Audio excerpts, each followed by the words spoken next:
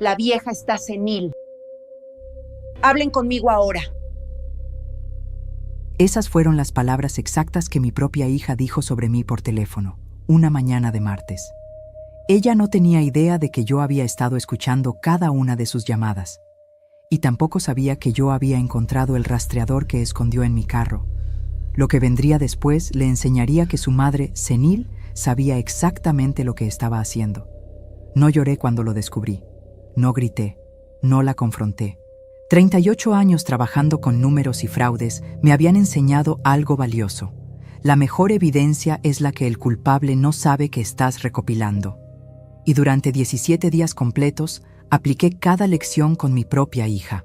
Tomé mi bolso ese martes 15 de abril por la mañana, guardé ciertos documentos y le dije con una calma que hasta a mí me sorprendió: disfruta tu semana, mijita. Nos vemos el domingo en la comida familiar. Vi confusión en sus ojos. Ella esperaba lágrimas. Esperaba súplicas. No imaginaba lo que su tranquila madre había planeado. La luz entraba suave por las ventanas, creando ese brillo dorado sobre la mesa de madera donde habíamos desayunado juntas miles de veces.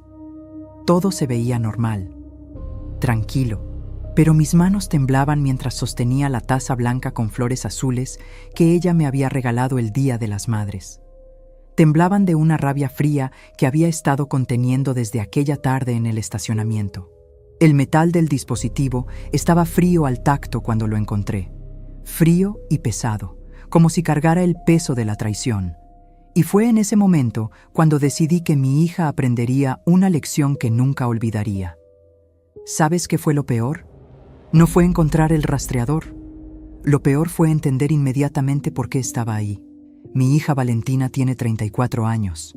Cabello castaño siempre perfectamente liso, uñas de gel que cambia cada 2 semanas, bolsas de diseñador que cuestan más que el sueldo mensual que yo ganaba antes de jubilarme. Se casó hace 7 años con un ingeniero llamado Roberto. Viven en una casa de 3 pisos en la zona residencial. Tienen 2 carros importados, viajan 3 veces al año. Y desde mi divorcio hace 6 meses, ella había estado insistiendo, rogando, casi exigiendo que yo fuera a vivir con ellos. Mamá, estás sola. Ya tienes 61 años. ¿Qué haces viviendo en esa casa tan grande? Vente con nosotros. Podemos cuidarte mejor. Cuidarme. Esa palabra. La escuché tantas veces que empecé a sentir náuseas cada vez que salía de su boca. Pero yo no quería mudarme. Me gusta mi casa. Me gusta mi independencia. Me gusta levantarme a las 7 de la mañana y tomar mi café en el jardín que yo misma sembré. Me gusta ir a misa los domingos sin pedirle permiso a nadie. Me gusta visitar a mis amigas cuando quiero. Después de 33 años de matrimonio, donde mi ex esposo controló cada aspecto de mi vida, finalmente era libre. Y no iba a cambiar esa libertad por nada. Valentina no lo entendió, o tal vez lo entendió demasiado bien. Las llamadas se volvieron más frecuentes después de mi divorcio, más insistentes, más urgentes.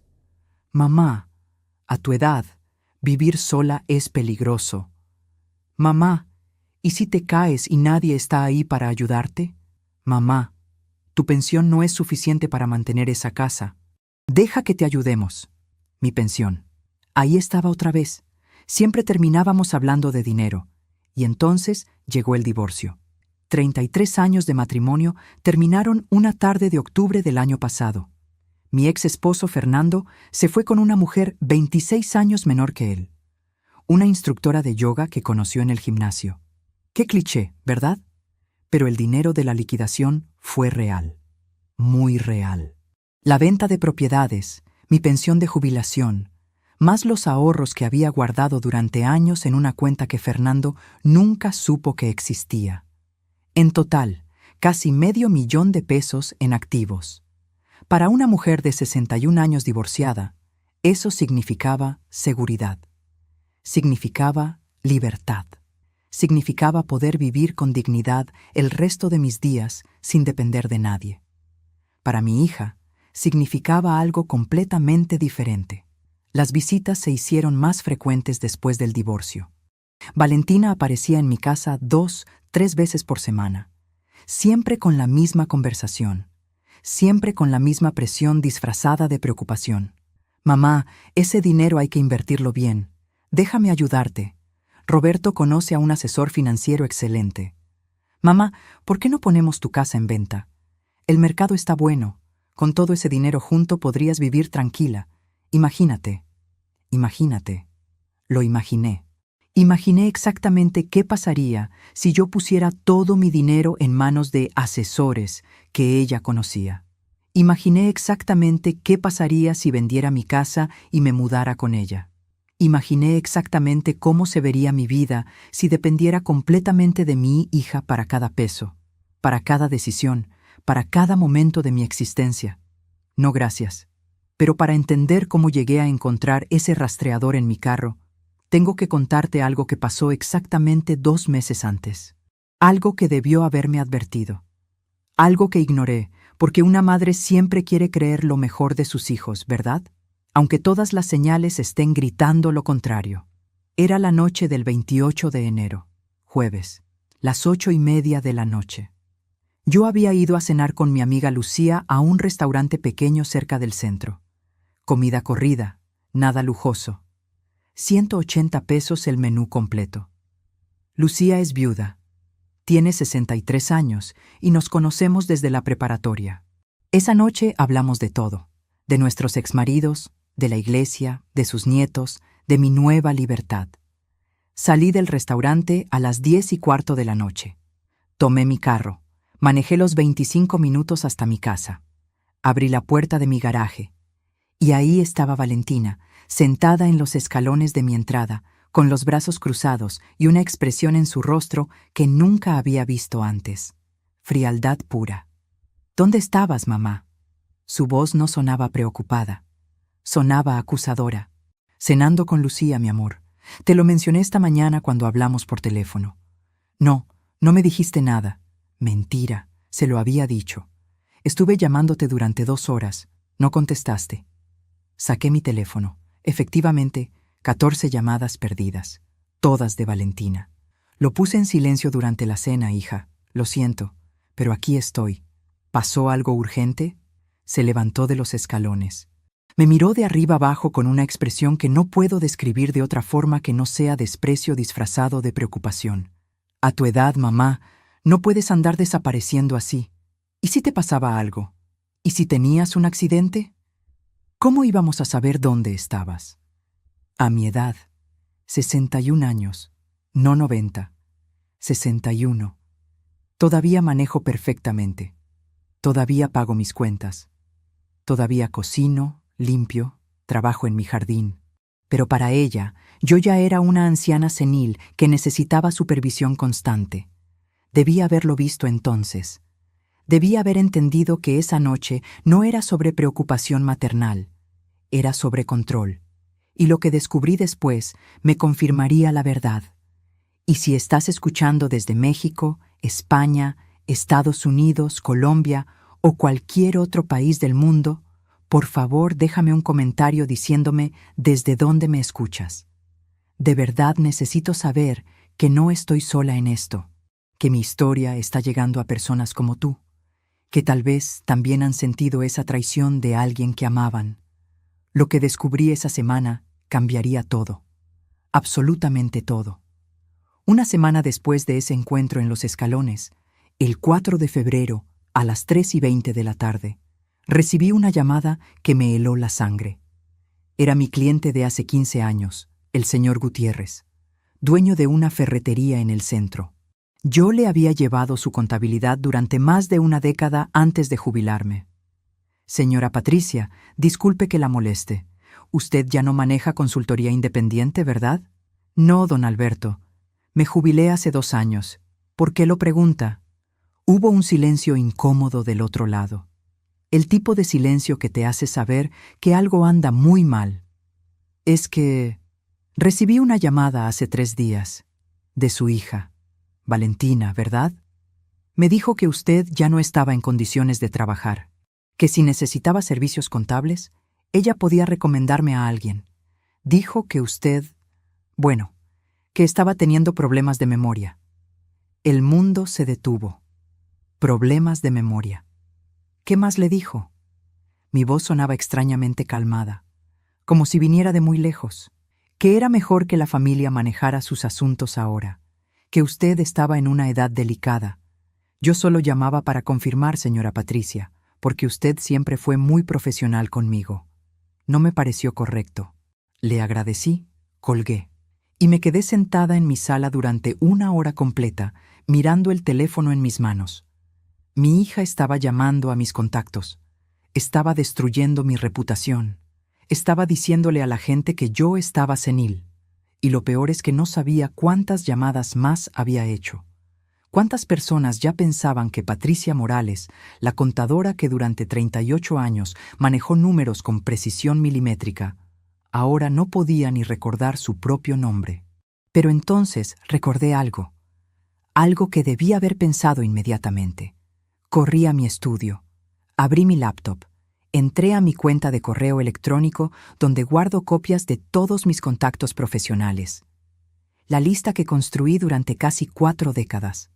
Nombres, números, empresas. Revisé el historial de acceso. Alguien había abierto esa cuenta desde otra computadora. El 26 de enero, 2 días antes de mi cena con Lucía. 2 días antes de que Valentina apareciera esperándome en los escalones. Sentí cómo mi respiración se aceleraba, cómo mis manos comenzaban a temblar otra vez. Pero esta vez no era rabia. Era algo peor. Era el dolor de comprender que tu propia hija no solo te quiere controlar, te quiere destruir profesionalmente para que no tengas más opción que depender de ella. Pero ¿cómo había entrado a mi cuenta? Yo nunca le di mis contraseñas. Nunca dejé mi computadora abierta en su presencia. Y entonces lo recordé. 5 meses atrás. Noviembre. Valentina había venido a visitarme un domingo. Yo estaba preparando comida en la cocina. Ella dijo que necesitaba imprimir unos documentos urgentes para el trabajo. Le dije que usara mi computadora del estudio. Estuve en la cocina casi 1 hora. Tiempo más que suficiente para revisar mi historial, mis contactos, mis contraseñas guardadas. Tiempo suficiente para planear todo esto. Ahora déjame contarte algo sobre mi hija, que tal vez explique cómo llegamos a este punto. Algo que pasó cuando ella tenía 26 años. Algo que debió haberme mostrado quién era realmente, pero que yo, como madre ciega de amor, decidí perdonar y olvidar. Era el 2017. Valentina acababa de graduarse de la universidad, Administración de Empresas. Estaba buscando trabajo, viviendo todavía con nosotros. Un día llegó a casa con una propuesta. Necesitaba 50,000 pesos para invertir en un negocio con unas amigas, una boutique de ropa. Me mostró planes, proyecciones, contratos. Todo se veía legítimo. Le presté el dinero. Era mis ahorros de 5 años. Dinero que había guardado peso por peso, sacrificando salidas, ropa nueva, pequeños lujos. Pero era mi hija, y las madres hacemos sacrificios, ¿verdad? 6 meses después, le pregunté cómo iba el negocio. Me dijo que había fracasado, que sus socias la habían estafado, que había perdido todo. Lloró. Yo la consolé. Le dije que no importaba el dinero, que lo importante era que ella estaba bien. Pasaron 2 años. Un día, por pura casualidad, me encontré con una de sus supuestas socias en el supermercado. La reconocí de las fotos que Valentina me había mostrado. Entablamos conversación. Le mencioné que era una lástima que el negocio no funcionara. Me miró confundida. ¿Cuál negocio, señora? La boutique. La que abrieron juntas en 2017. Señora Patricia, yo nunca abrí ningún negocio con Valentina. De hecho, no he hablado con ella desde la universidad. Llegué a casa. Confronté a mi hija. Primero negó. Luego, cuando vio que yo tenía pruebas, cambió de estrategia. Se puso a llorar. Dijo que había usado el dinero para pagar deudas de tarjetas de crédito que había ocultado. Dijo que tenía miedo de decirme la verdad. Dijo que lo sentía muchísimo. Y yo, como madre tonta que era, la perdoné. Otra vez. Fernando, mi exesposo, me dijo en ese momento algo que nunca olvidaré. La estás malcriando, Patricia. Le estás enseñando que puede mentirte y salirse con la suya. Tenía razón, pero yo no quise escucharlo. Ahora, 7 años después, estaba viendo el resultado de mi perdón. Mi hija no había aprendido la lección, solo había aprendido a ser más cuidadosa, más calculadora, más cruel.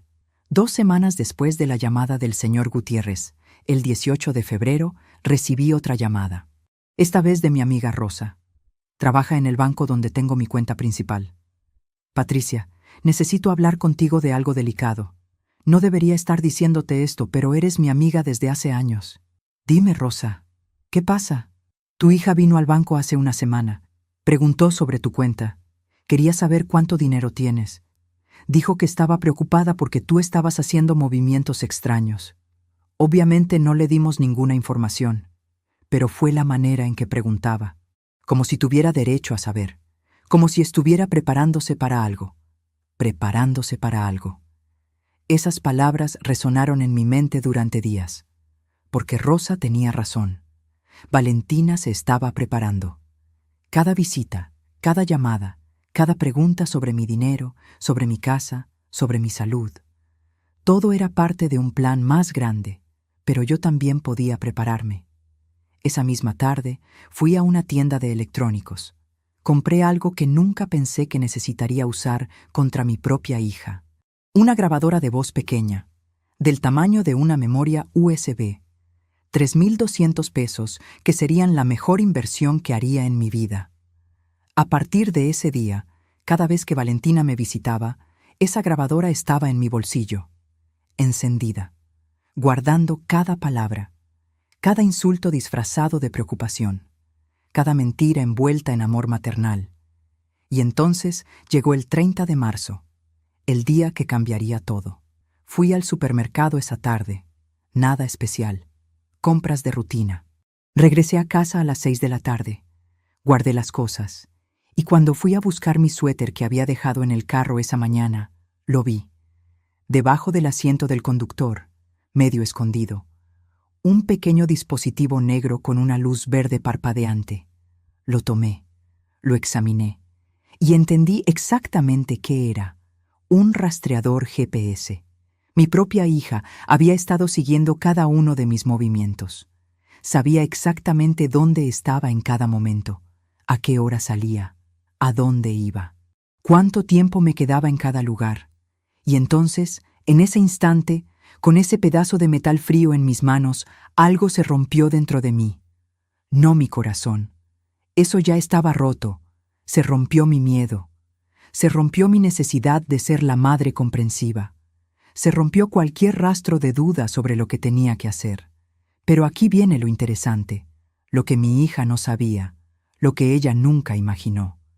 Yo no quité el rastreador, lo dejé exactamente donde estaba, con su lucecita verde parpadeando, registrando cada movimiento, porque si ella quería espiarme, perfecto. La dejaría espiar todo lo que quisiera. Mientras tanto, yo estaría documentando algo mucho más valioso: la verdad sobre quién era realmente mi hija. Y solo faltaban 17 días para que esa verdad saliera a la luz. El 31 de marzo, un día después de encontrar el rastreador, desperté a las 6:42 de la mañana con una claridad mental que no había tenido en meses. Preparé mi café, me senté en mi jardín y tomé una decisión. Si Valentina quería jugar a este juego, yo jugaría, pero con mis propias reglas. Lo primero que hice fue investigar ese rastreador. Busqué en internet el modelo exacto. Descubrí que no solo rastreaba mi ubicación, también guardaba un historial completo de todos mis movimientos durante los últimos 30 días. Y lo más interesante, se conectaba a una aplicación en el teléfono de quien lo instaló.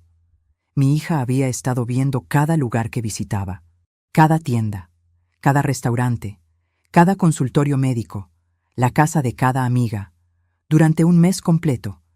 Eso explicaba tantas cosas. Explicaba por qué, 3 semanas atrás, cuando fui al banco a hacer un trámite, ella me llamó esa misma tarde preguntando, casualmente, si necesitaba ayuda con mis finanzas. Explicaba por qué, cuando visité a mi abogado para actualizar mi testamento, ella apareció 2 días después insistiendo en que ella debía ser mi albacea. Explicaba por qué sabía exactamente cuándo estaba sola en casa y cuándo estaba fuera. Me había estado vigilando como si fuera una criminal, como si fuera su propiedad. Pero dos podían jugar este juego. Esa misma mañana, a las 9:15, llamé a mi sobrino Javier. Tiene 30 años, trabaja en sistemas. Es de las pocas personas en mi familia en quien todavía confío. Tía, ¿qué necesitas? Necesito que me ayudes con algo técnico y necesito que no le digas absolutamente nada a nadie, especialmente a Valentina. Hubo una pausa. Javier conoce a mi hija desde que eran niños. Sabe cómo es. Dime qué necesitas. Le expliqué la situación, el rastreador, las llamadas a mis clientes, la entrada no autorizada a mi correo electrónico. Javier escuchó todo en silencio. Tía Patricia, esto es grave. Esto es acoso. Podrías denunciarla. Todavía no, Javier. Primero necesito entender qué tan profundo es esto. ¿Puedes ayudarme? ¿Qué necesitas exactamente? Necesito saber si hay algo más, si solo es el rastreador o si hay otras cosas. Y necesito evidencia. Evidencia que no se pueda negar. Javier vino a mi casa esa tarde a las 4:30. Revisó mi computadora, revisó mi teléfono, y lo que encontró me dejó sin palabras. Mi teléfono tenía instalada una aplicación que yo nunca había autorizado. Una aplicación que permitía ver mis mensajes de texto, mis llamadas, incluso activar mi micrófono de forma remota. ¿Cuándo fue la última vez que dejaste tu teléfono sin supervisión?, preguntó Javier. Y entonces lo recordé. 2 meses atrás. Valentina había venido a visitarme. Yo estaba en el baño. Dejé mi teléfono en la mesa de la sala. Cuando salí, ella estaba guardando su propio teléfono en su bolsa. Dijo que había estado revisando sus redes sociales. Mentira. Había estado instalando esa aplicación en mi teléfono. Javier, ¿puedes quitarla sin que ella se dé cuenta? Puedo hacer algo mejor.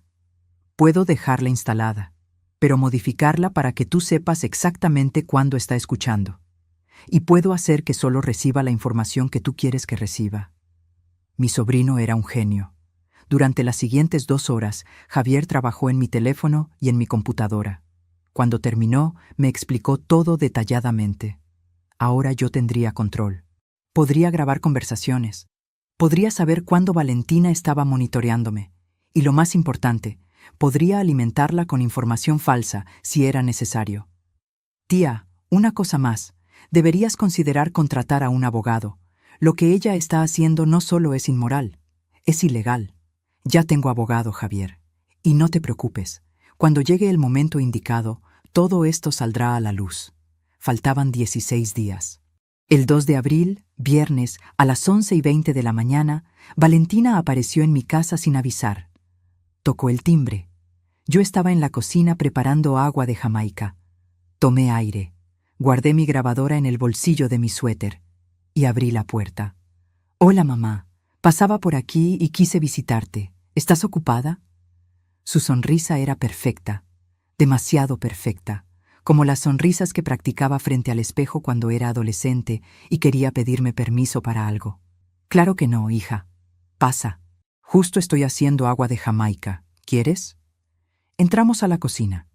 Ella se sentó en la misma silla donde se había sentado miles de veces durante su infancia. Yo serví 2 vasos y esperé. «Mamá, he estado pensando mucho en ti últimamente». «Sí, mi amor. ¿En qué has estado pensando?» «En que te veo muy cansada, muy estresada. Esta casa es mucho trabajo para ti sola. El jardín, la limpieza, el mantenimiento». Hizo una pausa. Tomó un sorbo de su agua. «He estado hablando con Roberto y queremos hacerte una propuesta seria». Aquí venía. «Dime, vende la casa, mamá, vente a vivir con nosotros. Podemos arreglar toda la planta baja para ti. Tendrías tu propio espacio, tu privacidad, pero estarías con familia, estarías segura». Segura. Esa palabra otra vez. «Es una oferta muy generosa, Valentina, pero ya te he dicho que me gusta mi independencia». Su expresión cambió. Solo por un segundo. Un destello de algo oscuro cruzó su rostro, pero se recuperó rápidamente. «Mamá, sé razonable. Ya tienes 61 años. No puedes vivir sola para siempre. ¿Qué pasa si te enfermas? ¿Qué pasa si tienes una caída? Mira lo que le pasó a doña Remedios. Se cayó en su casa y estuvo tirada 3 horas antes de que alguien la encontrara. Doña Remedios tiene 87 años y vive sola. Yo tengo 61 y estoy perfectamente saludable. Pero para Valentina, ambas éramos iguales. Viejas, inútiles, cargas. Aprecio tu preocupación, de verdad, pero estoy bien aquí. Se inclinó hacia adelante. Tomó mis manos. Sus manos estaban frías. Siempre las había tenido frías, incluso de niña. Mamá, esto no es solo por ti. Es por mí también. Me preocupo constantemente. Llamo y a veces no contestas. Vengo a visitarte y no estás. Me da miedo que algo te pase y yo no me entere hasta que sea demasiado tarde. Ahí estaba otra vez, el control disfrazado de amor. Valentina, tengo teléfono.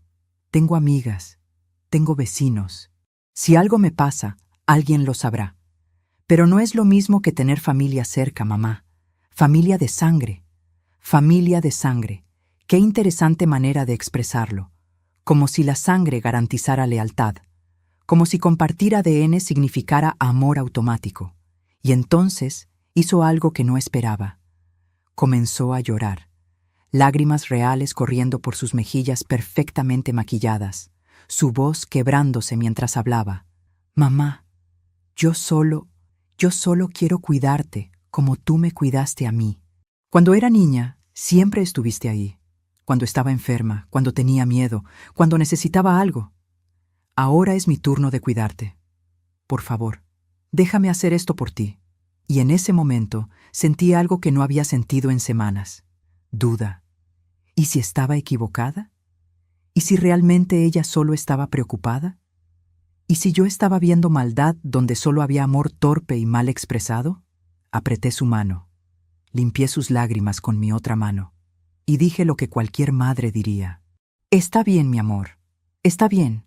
Voy a pensarlo seriamente. Te prometo que lo voy a considerar. Su rostro se iluminó. Me abrazó. Y por un momento, solo por un momento, sentí que tenía a mi niña de vuelta. A la pequeña Valentina que me abrazaba después de las pesadillas. A la adolescente que lloraba en mis brazos después de su primera decepción amorosa. A mi hija. Pero entonces, mientras me abrazaba, escuché algo. Un sonido suave, casi imperceptible. El sonido de mi teléfono notificando algo. Valentina se separó, secó sus lágrimas. Sonrió.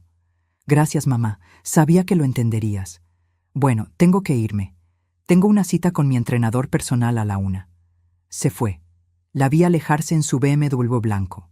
Esperé hasta que desapareció al dar vuelta en la esquina. Y entonces revisé mi teléfono. Javier había programado una alerta. Una alerta que me avisaba cada vez que alguien accedía a la aplicación espía que Valentina había instalado. Ella había estado monitoreándome durante toda nuestra conversación. Había estado verificando que yo realmente estuviera en casa, que realmente estuviera sola, que no hubiera nadie más escuchando. Las lágrimas habían sido reales, pero no eran lágrimas de amor, eran lágrimas de frustración, lágrimas de una manipuladora que estaba perdiendo el control. Y en ese momento entendí algo fundamental.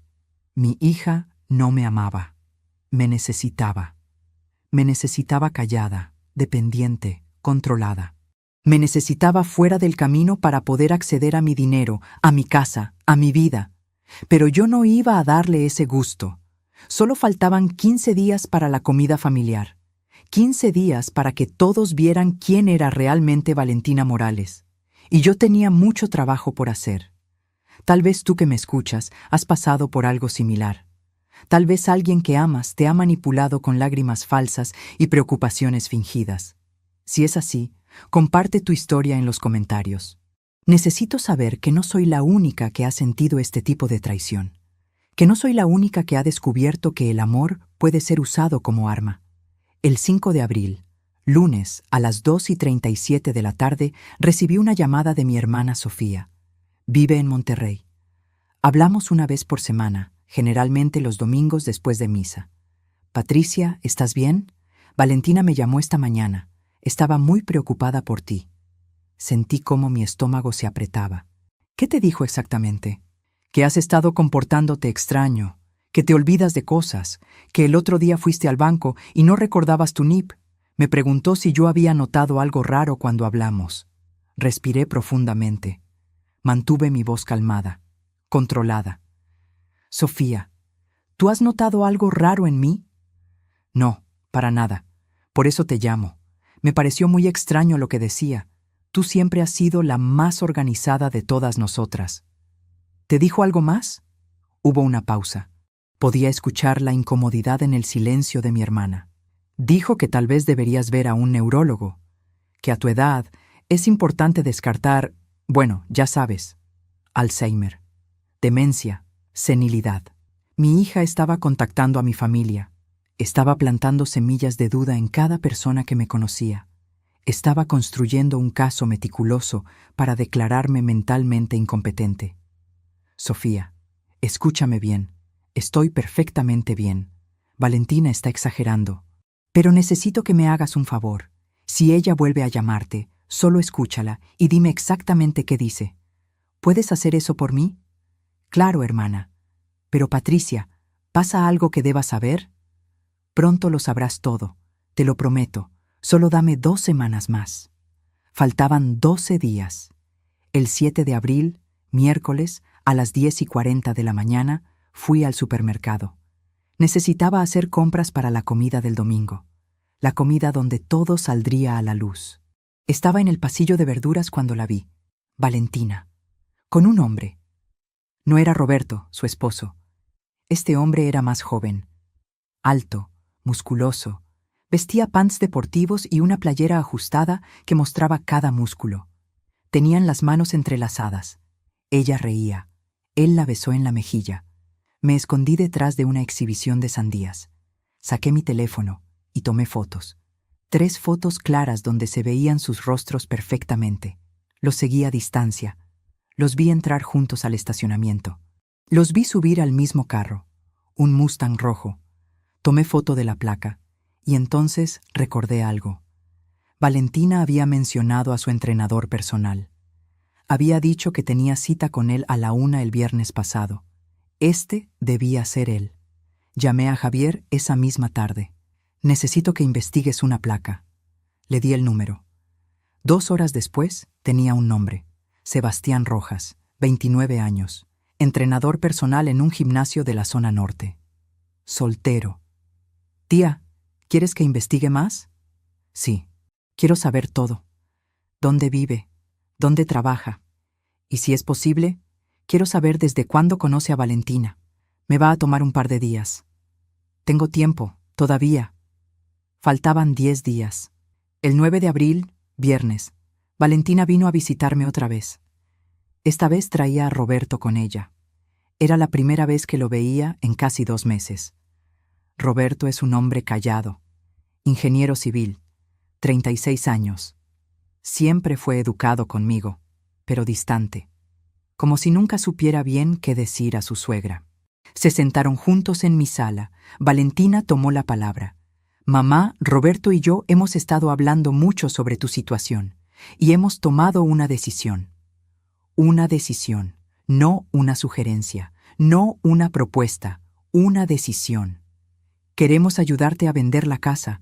Ya hablé con un agente inmobiliario. Puede venir la próxima semana a hacer una evaluación. El mercado está excelente. Podrías sacar fácilmente 800,000 pesos. Miré a Roberto.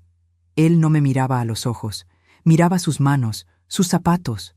Cualquier cosa excepto mi rostro. ¿Y tú qué opinas de esto, Roberto? Él abrió la boca, la cerró, miró a Valentina. Ella le apretó la mano.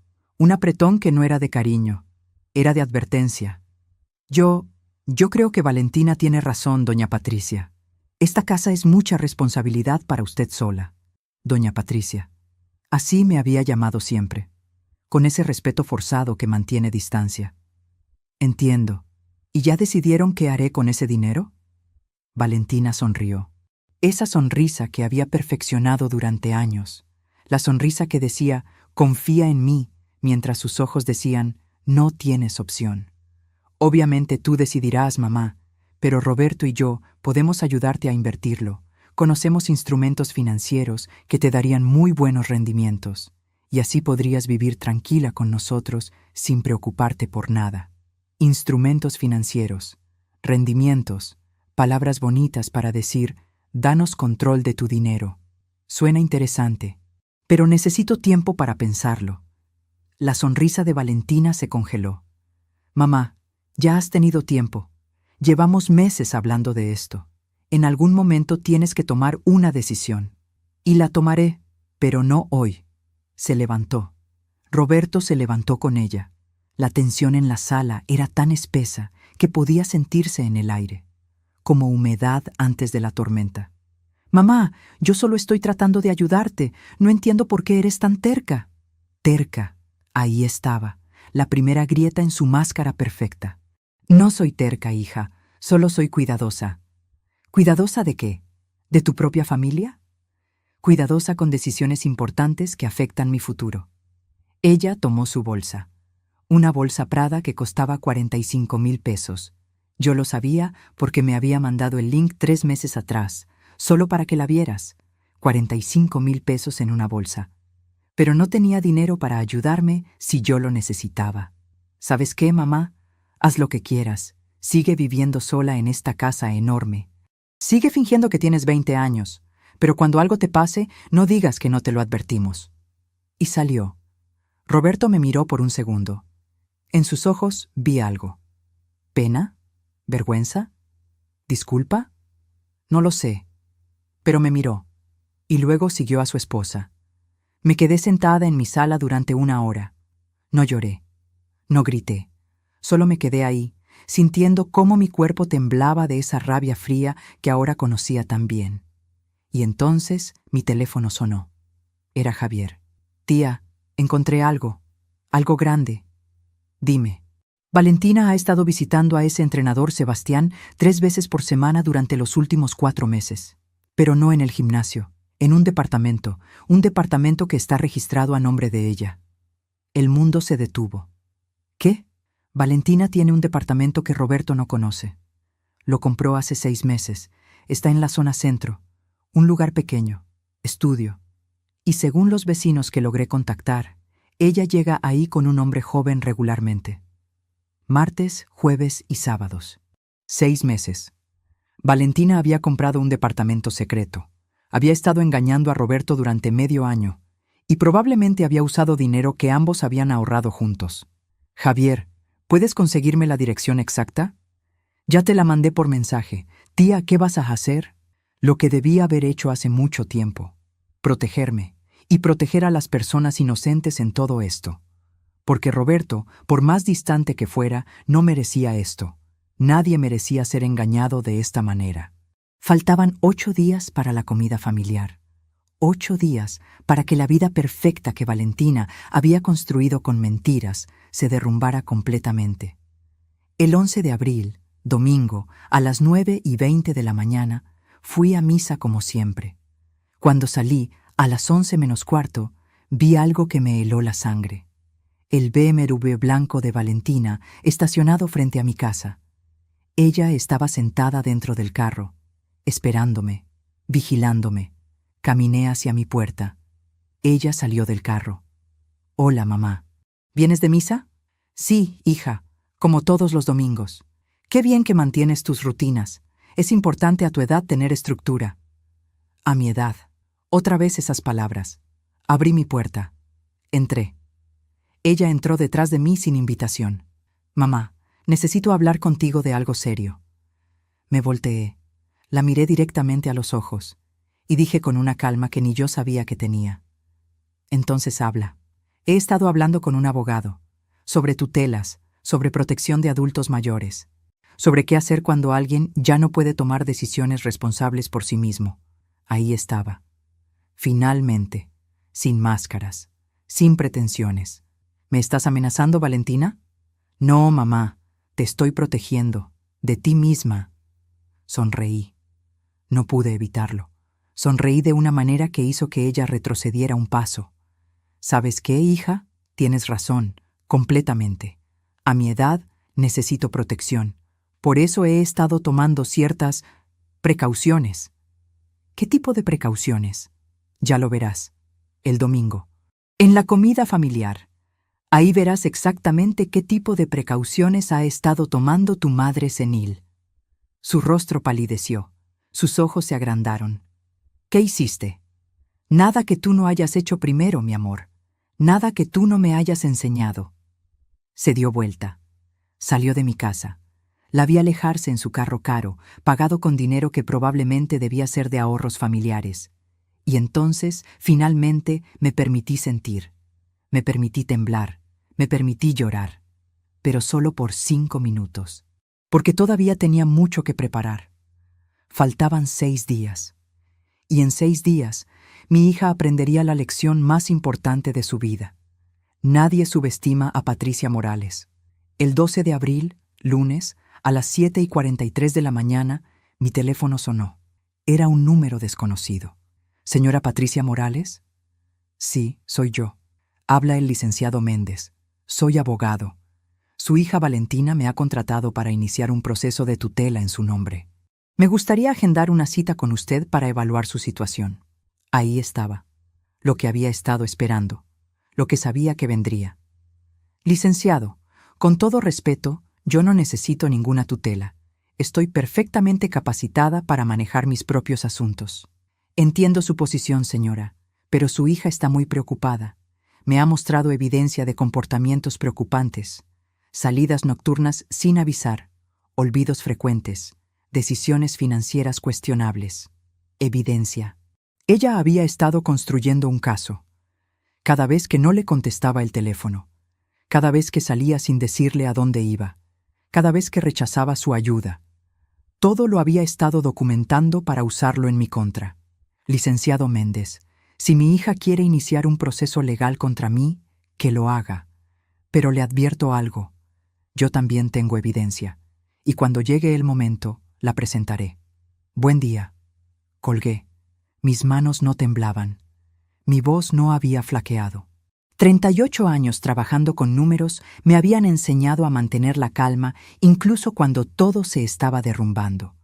Llamé inmediatamente a mi propia abogada, la licenciada Ramírez, 62 años, una de las mejores abogadas familiaristas de la ciudad. La conocía desde hacía 15 años. Patricia, me alegra que llamaras. Necesitamos hablar. ¿Ya te enteraste? Un colega me comentó que Valentina está buscando iniciar un proceso de interdicción. Es serio, Patricia, muy serio. Lo sé, por eso te llamé. Necesito que estés lista para el domingo, para la comida familiar. Voy a necesitar que estés ahí. ¿Qué estás planeando? Justicia, simple justicia. Le expliqué todo, cada detalle, el rastreador, las llamadas a mis clientes, la aplicación espía en mi teléfono, el departamento secreto, el engaño a Roberto, las grabaciones que había estado recolectando durante semanas. Cuando terminé, hubo un silencio largo. Patricia, esto es más grave de lo que pensaba. Esto no es solo manipulación familiar. Esto es acoso, invasión de privacidad, posible fraude. Lo sé, y quiero que todos lo sepan. El domingo, cuando toda la familia esté reunida. ¿Estás segura? Una vez que abras esa caja de Pandora, no hay vuelta atrás.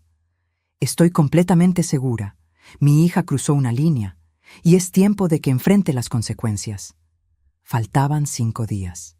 El 13 de abril, martes, a las 3:17 de la tarde, estaba en mi jardín regando mis plantas cuando escuché voces en la calle. Voces conocidas. Me asomé por la reja. Valentina estaba hablando con mi vecina, la señora Estrada. Una mujer de 73 años que vive 2 casas más abajo. Me acerqué en silencio, lo suficiente para escuchar.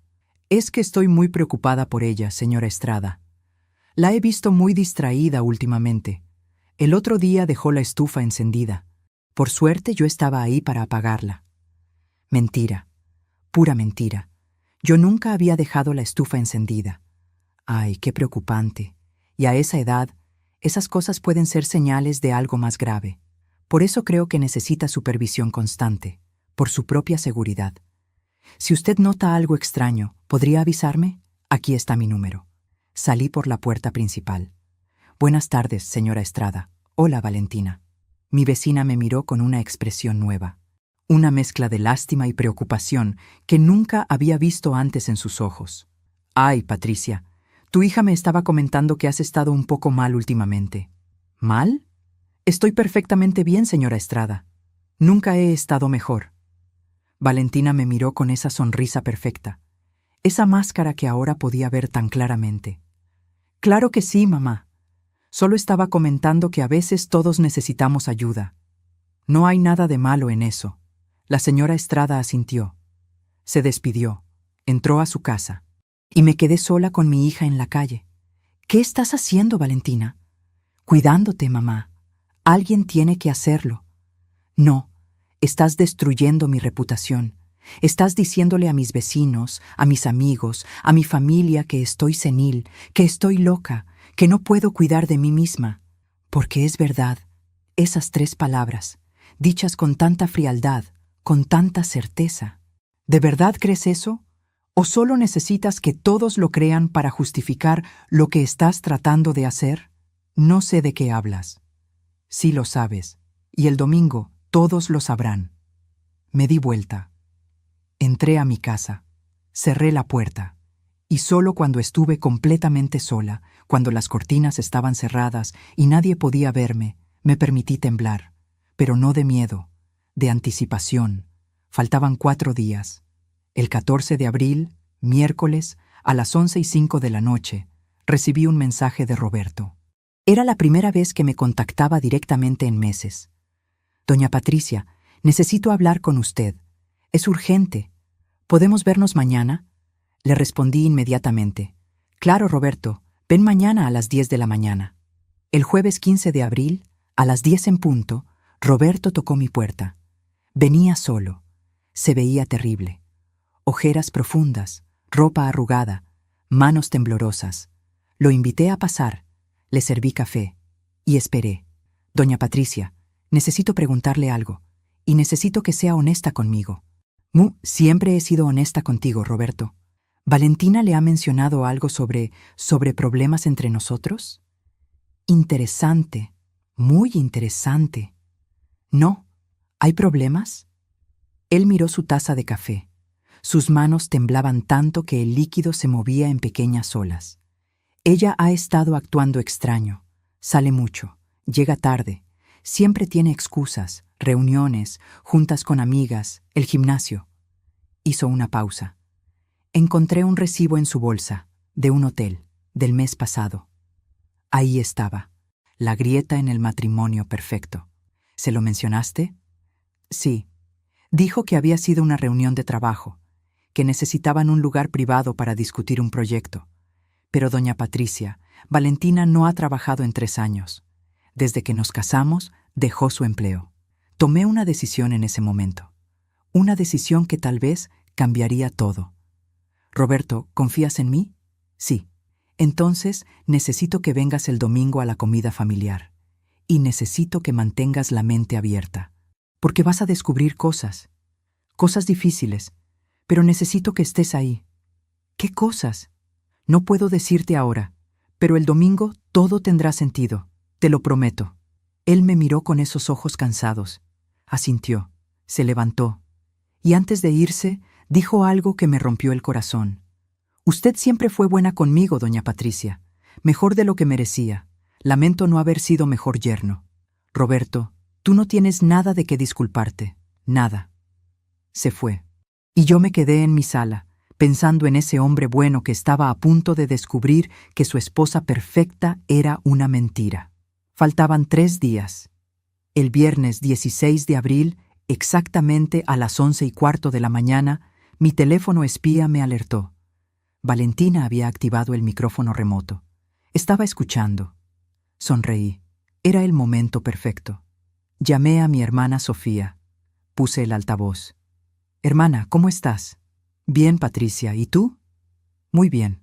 Oye, solo quería confirmar que vienes el domingo a la comida familiar. Es importante, muy importante. Claro que voy. ¿Pasa algo especial? Sí, voy a hacer un anuncio. Sobre mi futuro, sobre la casa, sobre muchas cosas. Y quiero que toda la familia esté presente. Podía imaginar a Valentina del otro lado, escuchando cada palabra, probablemente sonriendo, probablemente pensando que finalmente había ganado. ¡Ay, Patricia! ¿Vas a vender la casa entonces? Todo se revelará el domingo, hermana. Todo. Colgué. Y entonces hablé directamente al teléfono, sabiendo que ella estaba escuchando. Solo 3 días más, Valentina. 3 días más y todos sabrán la verdad. La aplicación se desconectó abruptamente. Ella había dejado de escuchar. Me recosté en mi sillón. Cerré los ojos. Y por primera vez en semanas, dormí profundamente. Mientras tanto, tú que me escuchas desde México, Colombia, España, Argentina, Estados Unidos o cualquier rincón del mundo donde se hable español, escribe el nombre de tu ciudad en los comentarios. Me gustaría saber hasta dónde están llegando mis palabras, hasta dónde viaja esta historia de traición y justicia, porque lo que vendría después no sería solo mi historia, sería la historia de todos los que alguna vez han sido subestimados, de todos los que han sido llamados viejos, inútiles, seniles, de todos los que han guardado silencio mientras recolectaban evidencia. Solo faltaban 2 días. Y yo estaba lista. El sábado 17 de abril, desperté a las 5:32 de la mañana. No porque sonara el despertador, simplemente desperté. Como si mi cuerpo supiera que era el último día antes de que todo cambiara. Me levanté, preparé café, me senté en mi jardín mientras el sol comenzaba a salir, y revisé mentalmente cada pieza de evidencia que había recolectado. Las grabaciones de audio, 17 en total, cada una mostrando a Valentina manipulando, mintiendo, amenazando. Las fotografías del rastreador, de Valentina con Sebastián, del departamento secreto, de los recibos de gastos excesivos, los documentos, estados de cuenta bancarios, el título de propiedad del departamento que Roberto no conocía, los mensajes entre Valentina y el abogado Méndez discutiendo estrategias para declararme incompetente, los testimonios, el señor Gutiérrez, dispuesto a confirmar que Valentina había llamado difamándome, mi vecina, la señora Estrada, quien sin saberlo había sido testigo de las mentiras de Valentina, Javier con toda la evidencia técnica del espionaje, y finalmente la licenciada Ramírez, mi abogada, lista para explicar las implicaciones legales de todo lo que mi hija había hecho. Era suficiente, más que suficiente. ¿Pero estaba lista yo? A las 9:47 de la mañana sonó mi timbre. Abrí la puerta. Era la licenciada Ramírez. Patricia, vine a repasar todo contigo, una última vez, porque mañana no habrá vuelta atrás. Entramos a mi estudio.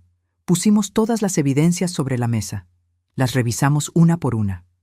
Esto es sólido, dijo la licenciada. Muy sólido. Pero Patricia, necesito que entiendas algo. Cuando presentes esto mañana, vas a destruir la vida de tu hija. Su matrimonio terminará. Su reputación quedará destrozada. Posiblemente enfrente cargos legales. ¿Estás preparada para eso? Miré todas esas evidencias. Todas esas pruebas de la traición de mi propia hija. Y me hice la pregunta que había estado evitando durante semanas. ¿Estaba preparada para destruir a mi propia hija? Ella me estaba destruyendo a mí primero, dije en voz baja. Me estaba quitando mi dignidad, mi reputación, mi libertad, mi futuro. Si yo no hago esto, ella ganará. Y pasaré el resto de mis días bajo su control, medicada, silenciada, convertida en exactamente la anciana senil que ella dice que soy. La licenciada Ramírez asintió. Entonces estás lista. Estoy lista. A las 2:15 de la tarde, mi teléfono sonó. Era Valentina. Mamá, solo quería confirmar que todo está listo para mañana. ¿Ya compraste todo para la comida? Su voz sonaba alegre, confiada, victoriosa. Sí, hija, todo está listo. Perfecto. Vamos a llegar a la 1 en punto. Voy a traer un postre. Tiramisú. Compré uno en esa pastelería cara que te gusta. 1,200 pesos. Solo lo mejor para ti, mamá. 1,200 pesos en un postre. pero no tenía dinero para ayudarme cuando lo necesitaba. ¡Qué considerada hija! Mamá, también quería decirte algo. Sé que hemos tenido diferencias últimamente. Sé que has sentido que te presiono mucho, pero quiero que sepas que todo lo que hago es porque te amo, porque quiero lo mejor para ti. Esas palabras que una vez habrían hecho que mi corazón se derritiera, ahora solo me hacían sentir vacía. Lo sé, Valentina, lo sé. Mañana va a ser un buen día, mamá, un día importante. Creo que finalmente vamos a llegar a un entendimiento. Tienes razón, hija. Mañana será muy importante, para todos nosotros. Colgué, y me quedé mirando el teléfono durante largo rato. Ella pensaba que había ganado. Pensaba que mañana yo anunciaría que vendería la casa, que me mudaría con ella, que le daría control sobre mi vida y mi dinero. No tenía idea de lo que realmente iba a pasar. A las 5:40 de la tarde salí a caminar. Algo que hacía todos los días. Sabía que el rastreador en mi carro registraría que no me había movido. Sabía que Valentina probablemente estaría verificando mi ubicación. Caminé por mi vecindario. El mismo vecindario donde había vivido durante 30 años. Pasé por la escuela donde Valentina había estudiado la primaria. Por el parque donde la empujaba en los columpios cuando tenía 5 años. Por la iglesia donde hizo su primera comunión. Recordé a esa niña pequeña, de ojos brillantes y sonrisa sincera, la niña que me abrazaba y me decía, «Te amo, mami», sin ningún motivo. La niña que lloraba cuando yo me iba al trabajo porque no quería que me fuera. ¿En qué momento esa niña se convirtió en la mujer que ahora estaba tratando de destruirme? ¿Había sido mi culpa? ¿La había malcriado tanto que creció creyendo que todo le pertenecía? ¿Le había dado tanto amor que nunca aprendió a valorarlo? O tal vez algunas personas simplemente nacen con esa capacidad de manipular, de mentir, de tomar y tomar sin nunca dar nada a cambio.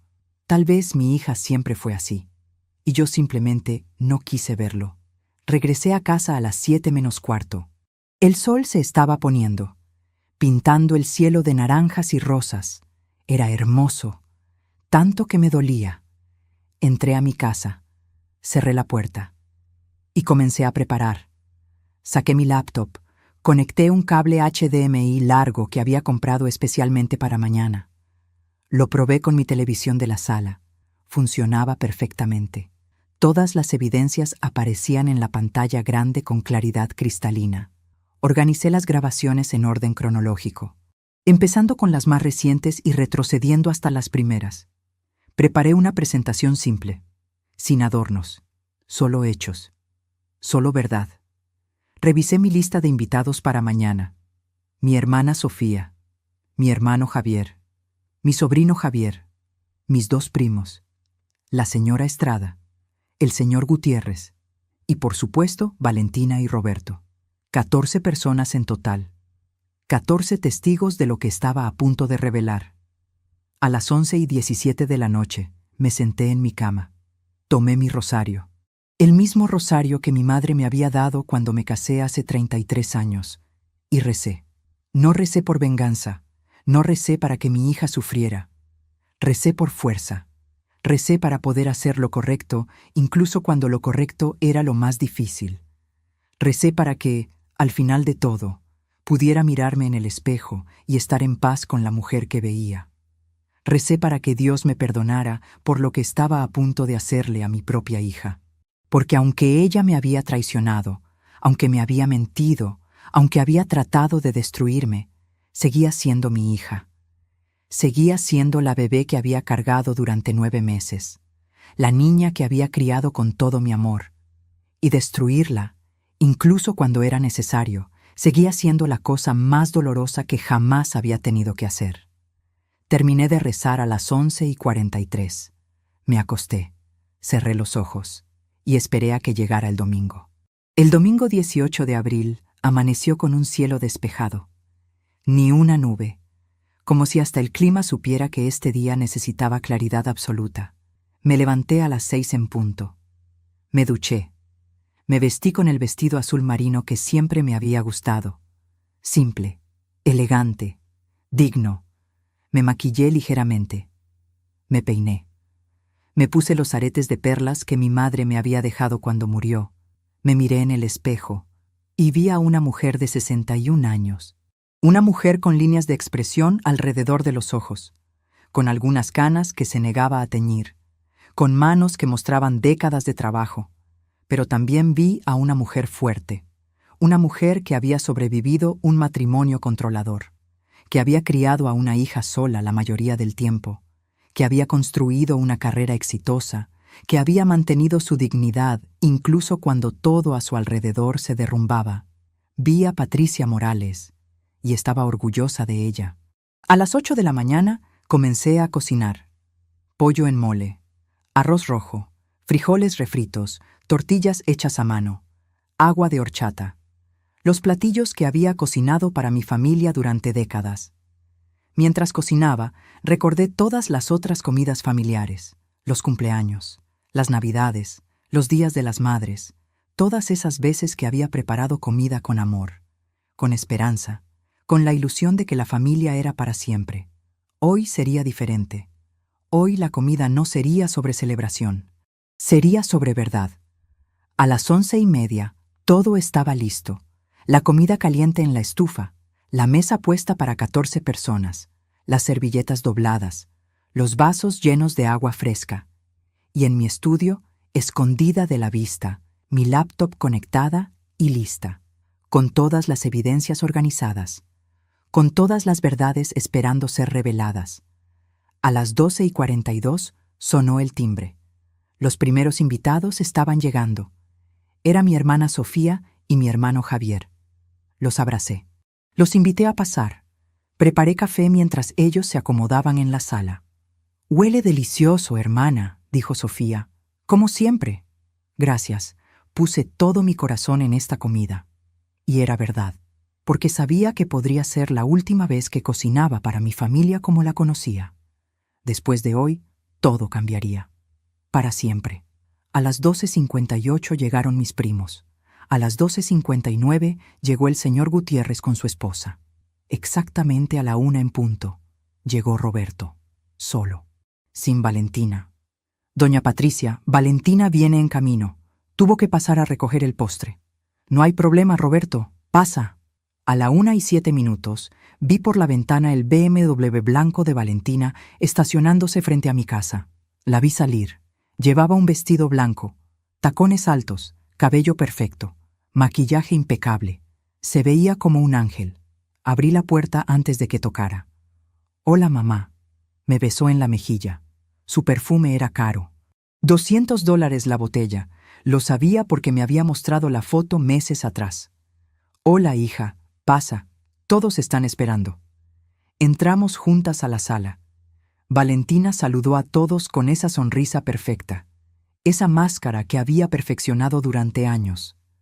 Roberto la miró de una manera extraña, como si estuviera viendo a una desconocida. Serví la comida. Todos comimos. La conversación fluyó normalmente. Risas, historias, recuerdos. Y todo el tiempo yo sentía cómo mi corazón latía más y más rápido, porque sabía lo que vendría después. A las 2:32 de la tarde, cuando todos habían terminado de comer, me levanté. Golpeé ligeramente mi vaso con una cuchara. «Familia, gracias por venir hoy. Los llamé porque tengo algo importante que compartir con todos ustedes». Valentina sonrió. Esa sonrisa de victoria. «Pero antes de empezar», continué, «me gustaría que todos vieran algo. Algo que cambiará su perspectiva sobre muchas cosas». Fui a mi estudio, traje mi laptop, la conecté a la televisión, y mientras la pantalla se encendía, miré a mi hija. Vi cómo su sonrisa comenzaba a desvanecerse. Vi cómo el miedo empezaba a reemplazar la confianza en sus ojos. «Lo que van a ver», dije con voz clara y firme, «es la verdad completa sobre los últimos meses. Y les advierto, no será fácil de ver». Mi dedo se movió hacia el botón de reproducir. Y en ese momento, supe que no había vuelta atrás. Mañana sería diferente. Todo sería diferente. Presioné el botón. La primera imagen que apareció en la pantalla fue una foto del rastreador GPS. Pequeño, negro, con su luz verde parpadeante. Esto, dije con voz calmada, es lo que encontré debajo del asiento de mi carro el 30 de marzo. Un rastreador GPS, instalado sin mi conocimiento, sin mi permiso. Escuché los murmullos alrededor de la mesa. Vi cómo todos miraban la pantalla, cómo luego miraban a Valentina. Ella se puso pálida, completamente pálida. Sus manos, que estaban sobre la mesa, comenzaron a temblar. «Mamá, yo puedo explicar». «No», interrumpí. Mi voz era firme, controlada. «Ya tendrás tiempo de hablar. Primero, todos verán la evidencia completa». Presioné el siguiente archivo. El historial del rastreador apareció en pantalla. Cada lugar que había visitado durante 30 días, mi casa, el supermercado, la iglesia, la casa de mis amigas, el banco, el consultorio de mi abogada. Como pueden ver, cada uno de mis movimientos fue monitoreado. Cada lugar donde estuve, cada hora del día, durante un mes completo. Mi hermana Sofía se llevó una mano a la boca. Sus ojos estaban llenos de lágrimas. «Valentina, ¿cómo pudiste?», susurró. «Yo estaba preocupada», dijo Valentina. Su voz sonaba defensiva, aguda. Mamá no me contestaba el teléfono, salía sin decirme a dónde iba. Tenía que saber que estaba bien. «¿Preocupada?», repetí la palabra lentamente. «Interesante. Entonces esto también fue por preocupación». Reproduje la primera grabación de audio. La voz de Valentina llenó la sala. «La vieja está senil. Hablen conmigo ahora».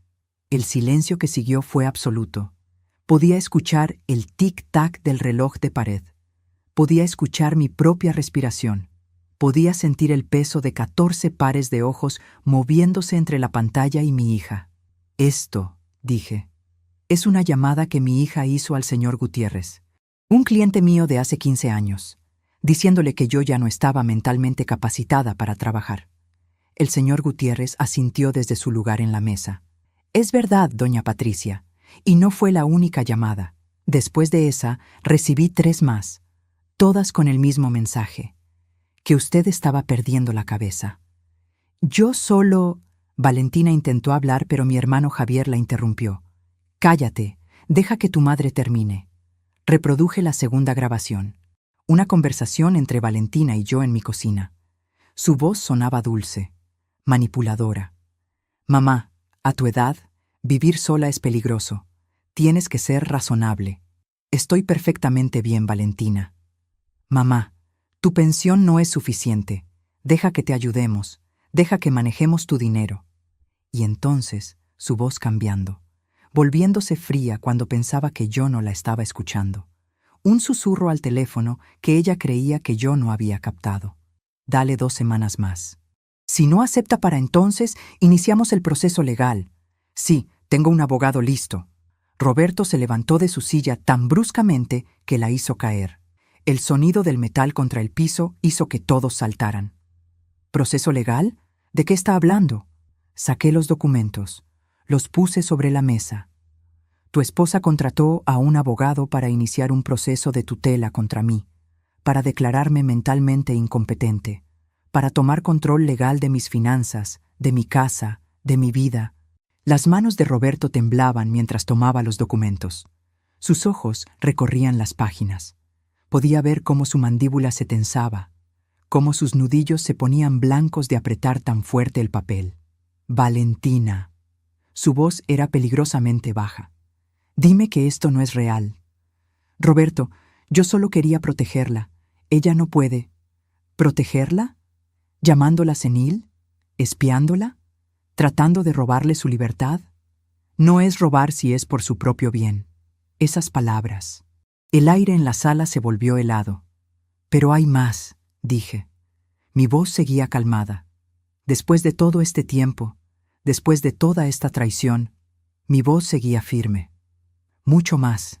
Mostré las capturas de pantalla de mi teléfono, la aplicación espía, los registros de acceso, las fechas y horas en que Valentina había estado escuchando mis conversaciones privadas. Mi teléfono fue hackeado para monitorear mis llamadas, mis mensajes, para activar mi micrófono remotamente y escuchar mis conversaciones. Mi sobrino Javier habló. Yo ayudé a la tía Patricia a descubrirlo. Y puedo confirmar que todo esto es real. No solo es real, es ilegal, muy ilegal. Valentina se levantó. Su silla cayó hacia atrás. Sus ojos estaban salvajes, desesperados. Ustedes no entienden. Ella se estaba comportando de manera irracional. Necesitaba protegerla de sí misma. ¿Irracional? Mi voz subió por primera vez. ¿Irracional porque me negué a darte control de mi dinero?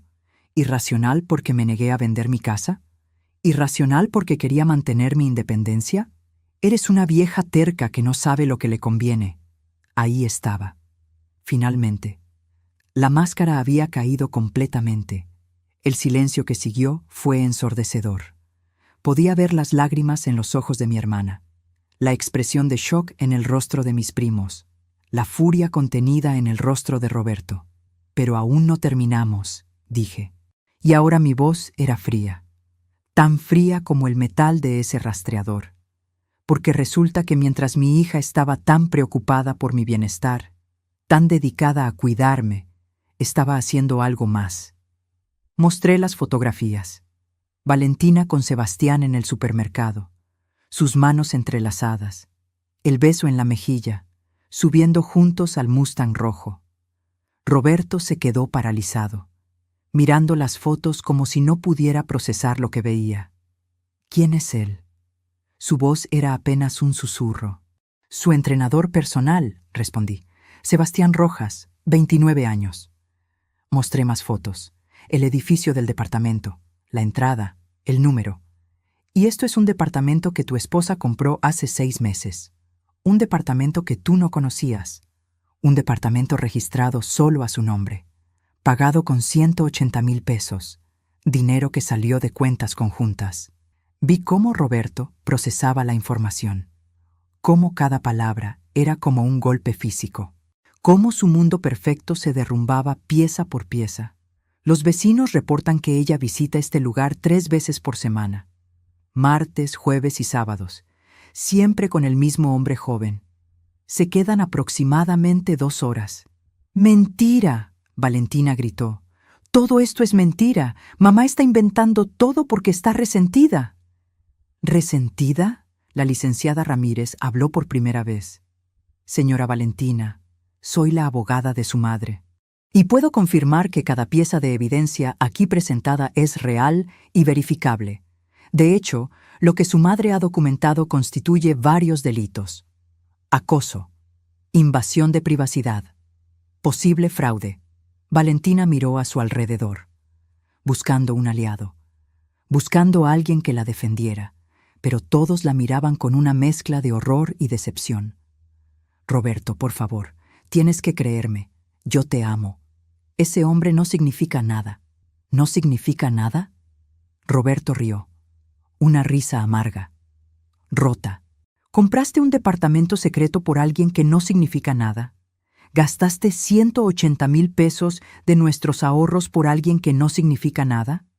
Yo iba a decírtelo. Solo necesitaba el momento correcto. ¿Cuándo? ¿Cuando terminaras de robarle su vida a tu madre? ¿Cuando tuvieras control total de su dinero también? Valentina se volvió hacia mí, sus ojos llenos de lágrimas. Pero ya no eran lágrimas de manipulación. Eran lágrimas de pánico real. Mamá, por favor, soy tu hija. Tu única hija. No puedes hacerme esto. Miré a esa mujer. Esa mujer que alguna vez fue mi bebé, mi niña pequeña, mi razón de vivir. Y sentí algo que me sorprendió. No sentí satisfacción. No sentí venganza cumplida. Sentí tristeza. Una tristeza profunda y antigua que me llenaba hasta los huesos. Valentina, dije suavemente, tú hiciste esto, no yo. Cada decisión, cada mentira, cada traición, esas fueron tus elecciones. Yo solo quería lo mejor para ti. No, querías lo mejor para ti. Mi dinero, mi casa, mi control, pero no funcionó, porque subestimaste a tu madre. Pensaste que era una vieja tonta, una vieja senil, alguien fácil de manipular. Me levanté, caminé hacia ella, y por última vez hablé a mi hija con el amor de una madre. Yo te di todo, Valentina, todo, mi juventud, mi tiempo, mis sueños, mi amor incondicional, Y tú lo tomaste todo como si fuera tu derecho, sin gratitud, sin respeto, sin amor. Mamá, pero esto termina hoy, aquí, ahora. Saqué el último documento, el que había preparado con mi abogada. Esta es una orden de restricción. No puedes acercarte a mí. No puedes contactarme. No puedes entrar a mi propiedad. Si lo haces, enfrentarás cargos criminales. El documento cayó sobre la mesa entre nosotras, y en ese momento vi el futuro dividirse en dos caminos. El camino donde perdonaba todo, donde dejaba que mi hija siguiera controlándome, donde perdía mi dignidad, mi libertad, mi yo, y el camino donde me mantenía firme, donde protegía lo que era mío, donde elegía mi propia paz sobre el amor tóxico. Elegí el segundo camino. Quiero que te vayas de mi casa, Valentina. Ahora. Valentina no se movió. Se quedó parada ahí, mirándome con una expresión que nunca había visto en su rostro. Una mezcla de incredulidad, rabia y algo más profundo. Miedo real. No puedes hacer esto, susurró. Soy tu hija, y yo soy tu madre, la madre a la que intentaste destruir. Roberto dio un paso hacia ella.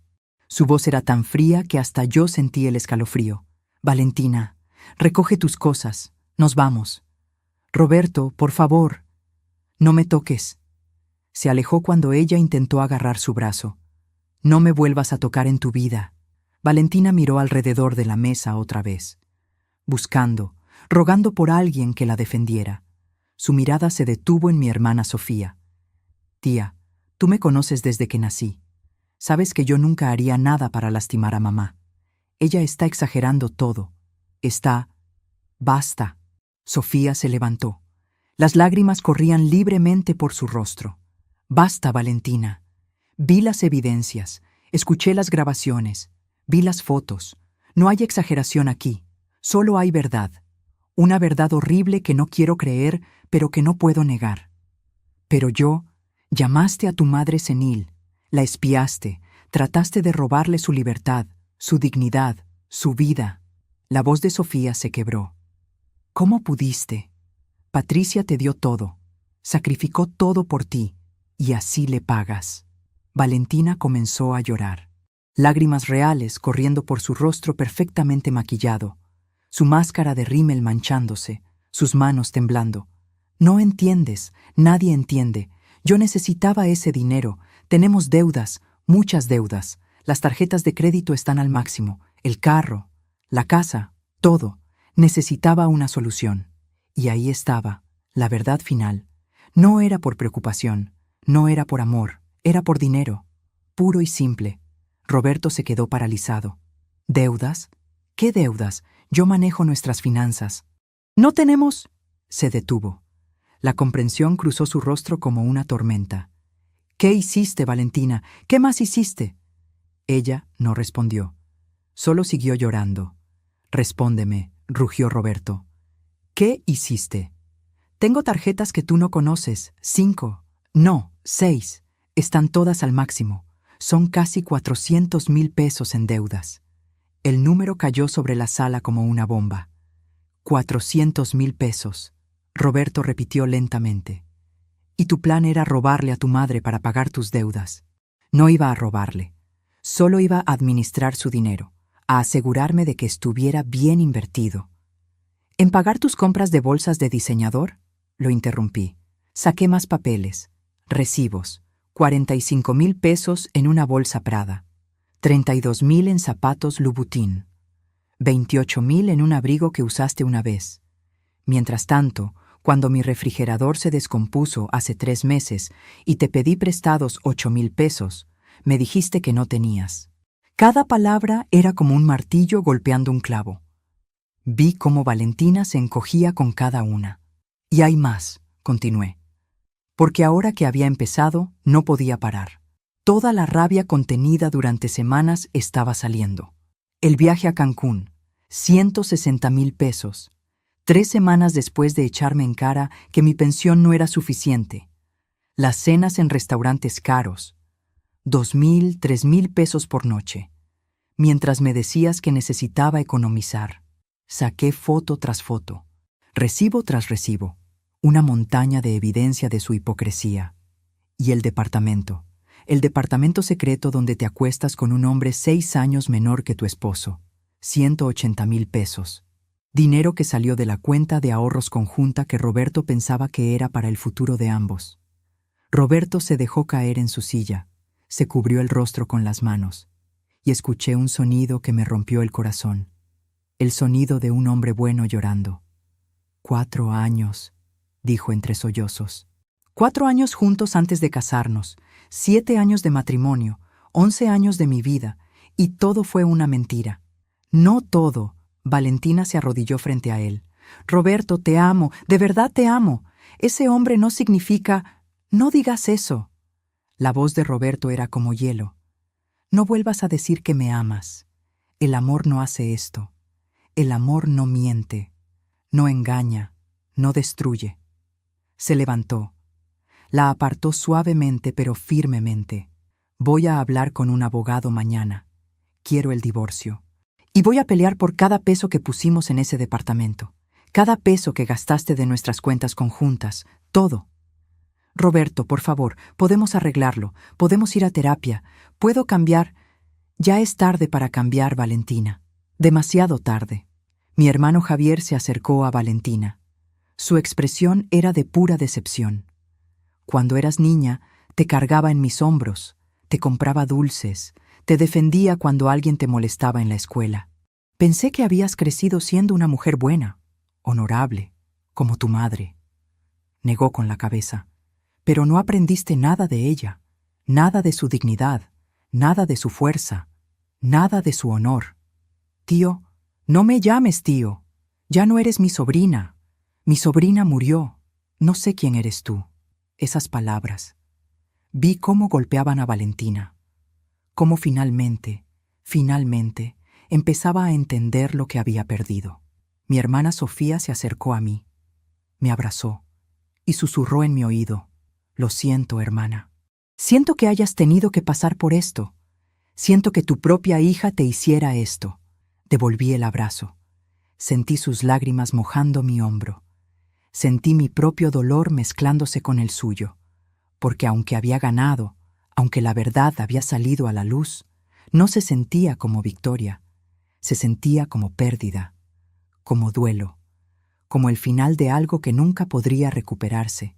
Valentina se levantó del piso, su vestido blanco ahora arrugado, su maquillaje arruinado, su cabello perfecto despeinado. Se veía pequeña, rota, nada como la mujer confiada que había entrado a mi casa hace 2 horas. «Mamá», dijo una última vez. Su voz era apenas un susurro. «¿De verdad vas a hacer esto? ¿De verdad vas a destruirme?» Y aquí viene la pregunta que me he hecho 1000 veces. La pregunta que tal vez tú que me escuchas también te has hecho. ¿Hasta dónde llegas para protegerte? ¿Hasta dónde llega el amor de una madre? ¿Cuándo el perdón se convierte en complicidad? Dime en los comentarios, de verdad quiero saber. ¿Qué habrías hecho tú en mi lugar? ¿Habrías perdonado? ¿O habrías hecho exactamente lo que yo hice? Miré a mi hija, a esa mujer que había cargado en mi vientre, que había alimentado de mi propio cuerpo, que había sido mi razón de vivir durante 34 años. Yo no te destruí, Valentina. Tú te destruiste sola. Cada mentira que dijiste, cada traición que cometiste, cada decisión egoísta que tomaste, esas fueron tus acciones, no mías. Pero soy tu hija. Sí, y yo soy tu madre. Y como tu madre, mi último acto de amor hacia ti es esto: dejarte enfrentar las consecuencias de tus acciones, porque si te perdono ahora, si lo dejo pasar como lo he hecho antes, nunca aprenderás, nunca cambiarás, y destruirás a más personas en el camino. Entonces, esto es todo. Me estás abandonando. La ironía de esas palabras no se me escapó.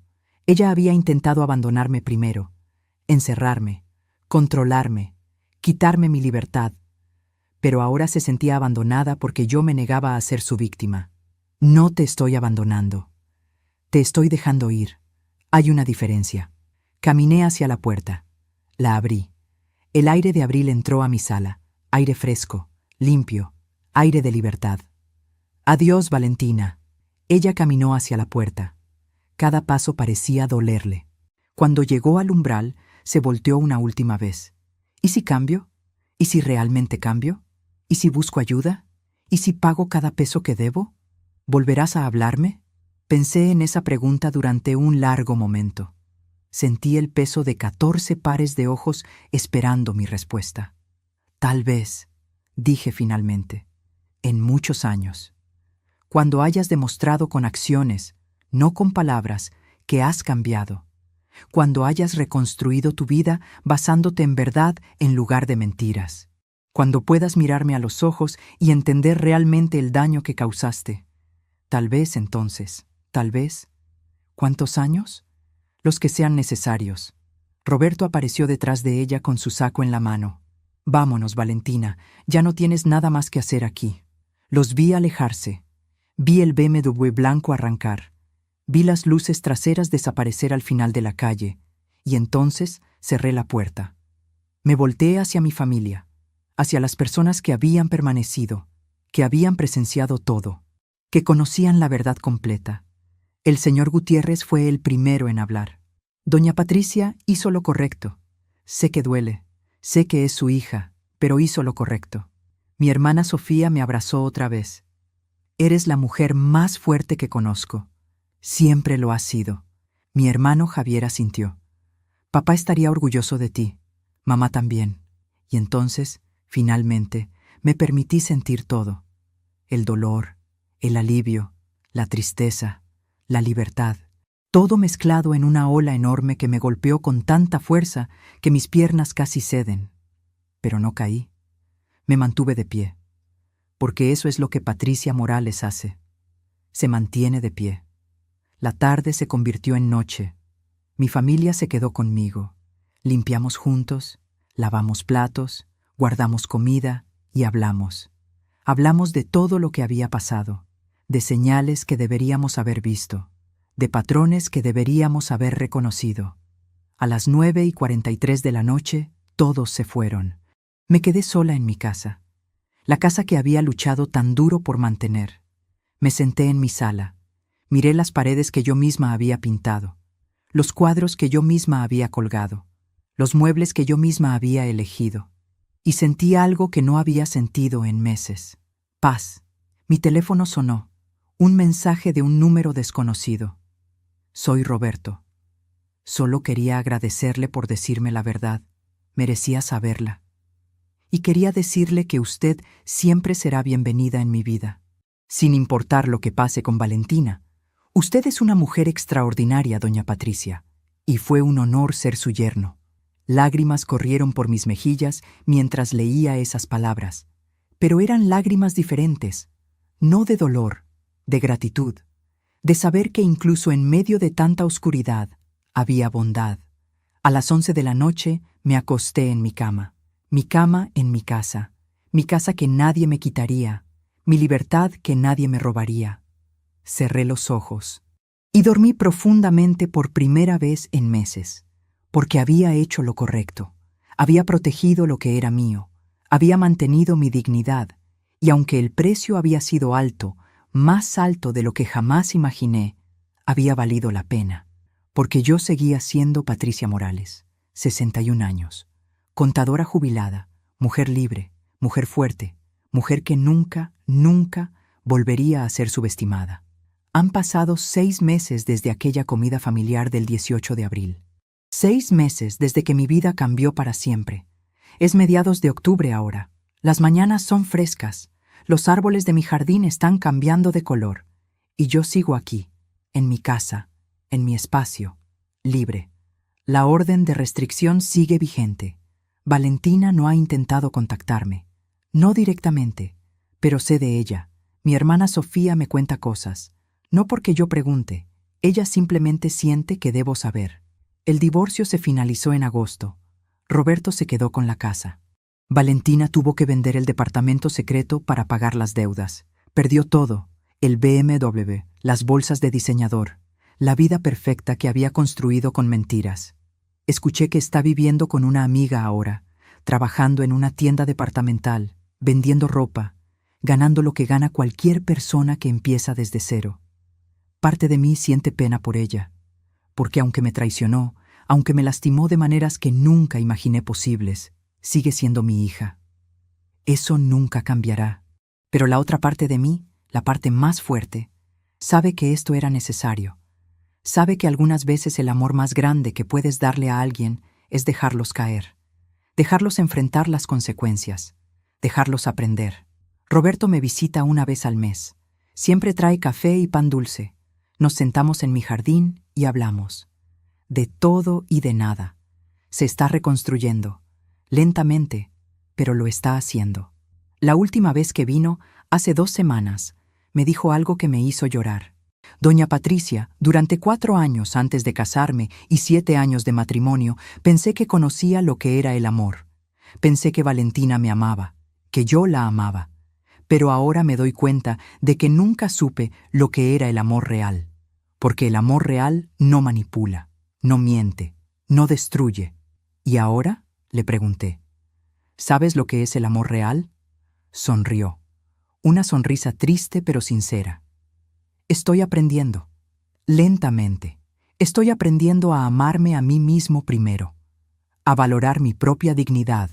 Igual que usted me enseñó. Esas palabras me llenaron de algo que no esperaba. Esperanza. No por Valentina. No por lo que fue, sino por lo que puede ser. Por las personas que crecen del dolor.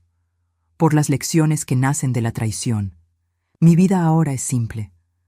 Me levanto a las 7 de la mañana, tomo mi café en el jardín, voy a misa los domingos, visito a mis amigas, leo libros que nunca tuve tiempo de leer antes, cocino para mí misma, cuido mis plantas y soy feliz.